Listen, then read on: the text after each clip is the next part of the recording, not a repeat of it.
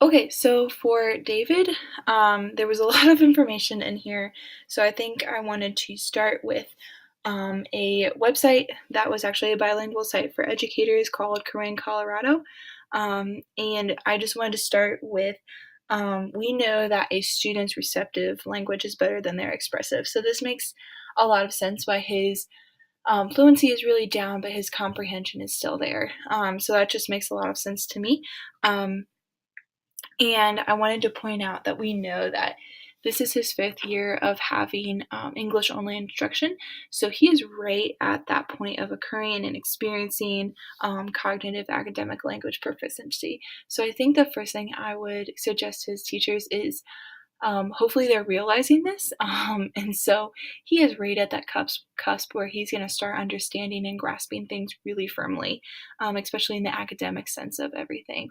So I think I would just encourage his teachers to keep up the use of the vocab, the help, and whatever that they are doing currently for him, because he is going to develop these skills in his academic world.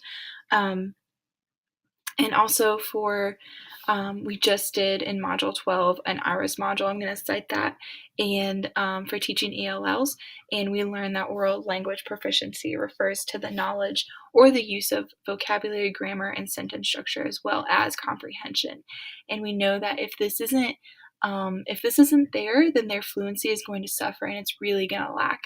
And so this tells me that for his fluency to grow, the teachers still need to focus on vocabulary, grammar, and sentence structure and comprehension.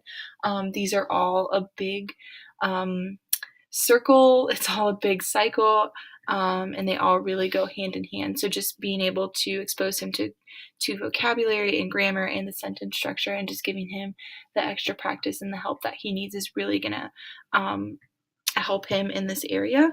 And I think another resource that I would definitely try to um, explore for David and his teachers is I would look into the use of a two-way immersion in the classroom. And so I think a lot of teachers would say, no, this is going backwards. We don't want his native language in the classroom.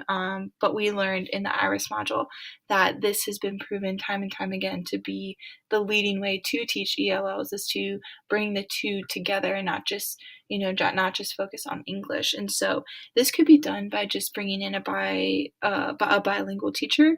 Um, I mean, obviously, this is completely up to the district, but this could even be done by a parent or a family member that's coming into the classroom and working with the student and the teacher, and just being that support system for them.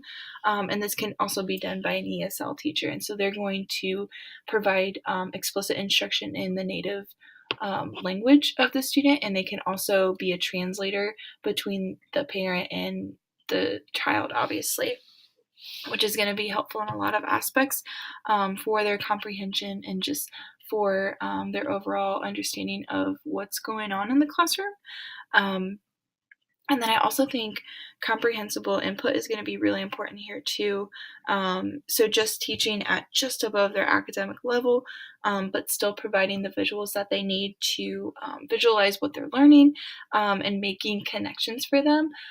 So constantly pulling from old lessons and from outside experiences, asking about their experiences and teaching off of that, just making as many connections as you possibly can in a lesson is going to be really helpful. And then Joan Klemek is actually from Westerville Schools, and I found this article on Otterbein University, and she said using vocabulary throughout the day is going to be really helpful here. So just exposing them to as many words as you can and using those vocab words and modeling for them and encouraging them to do it. And so this made me think of Reader's Theater. This could be a great thing that the teachers could actually start the next day, giving him a part that he feels comfortable with, and then having him practice until Reader's Theater, and then he can grow in his parts. And then also I would encourage some differentiated instruction. It doesn't say on here that he's getting any, so we can just assume that he's not, and we can encourage the use of some differentiated instruction between him and his peers. I think a really easy way to do this would just be to have David read to them. If the students are reading or writing or working on a worksheet at their desk, this would be a great time for the teacher and David to get together and have him read what the directions and have him read what he's writing. Just have him reading to somebody that can help him. And for the second case study, this was a little scary because this could actually happen. But I the first thing I would suggest is student movement, and this was from an article I found at Edutopia. I know that incorporating student movement is just going to help the students remember anything that they're learning better. It's really going to put them in charge of their own learning. This makes me think of the life cycle and encouraging the students to incorporate movement into into each part of the life cycle. And then the use of graphic organizers is going to be really helpful too.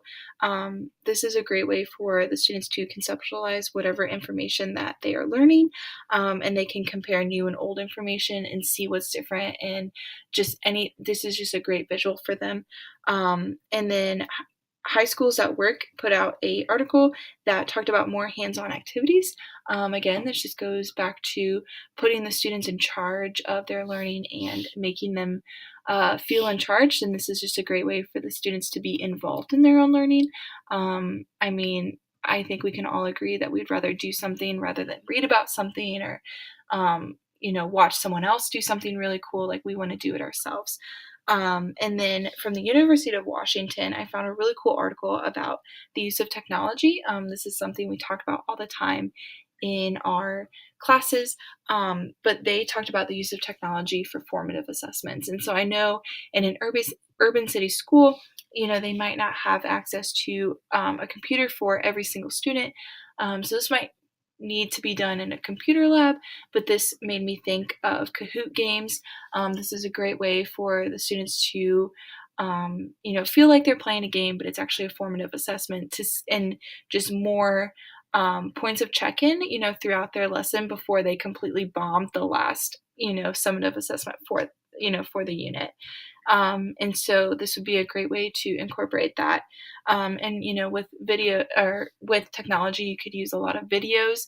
And so again, this makes me think of a lot of like science, because would you rather read about it, or would you rather watch a real time lapse of you know, the seed sprouting into a plant or the chick hatching from the egg? This gives access to like real life videos that can be super helpful and beneficial for the students, just to again, visualize their own learning. And so I think that's a really great way to just get a head start on the next 3 weeks is just engaging the students more. And so I think that just comes a lot along with knowing your students and knowing what they can handle, and knowing what type of learners they are and trying to incorporate a lot of modalities into your lesson plans. And so that's visual, that's hands-on, that's auditory. I think is that's a really easy one to address because everybody can talk and you can give instruction and you can, reiterate what you just watched and things like that. So, but just making it a priority to incorporate all the modalities in your lesson and just taking a moment to stop and think, how can you make this more engaging? How can you make this more hands-on? How can you make this more student-centered and student-led is a really great way to start.